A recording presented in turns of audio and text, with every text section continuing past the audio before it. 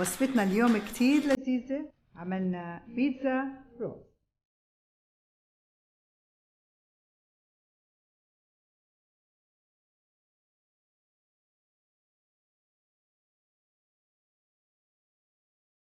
لتجهيز العجينة في وعاء الخلاط حطيت الطحين، الملح، البيكنج باودر، الخميرة، السكر، قلبتهم شوي مع بعض،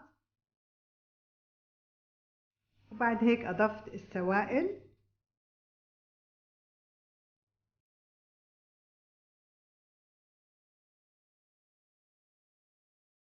ثبتت مضرب العجين وبديت أعجن مع إضافة مزيد من الدقيق إلى أن تشكلت عندي عجينة طرية. رشيت شوية طحين على الكاونتر وبديت أفرد العجينة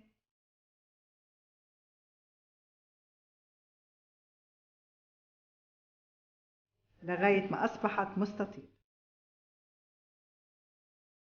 وزعت عليها زيت الزيتون،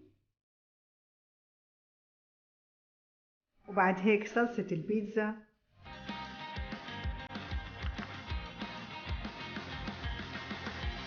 وبعد هيك وزعت عليها الجبن، الفلفل الخضراء، الزيتون الأسود. لفيت العجينة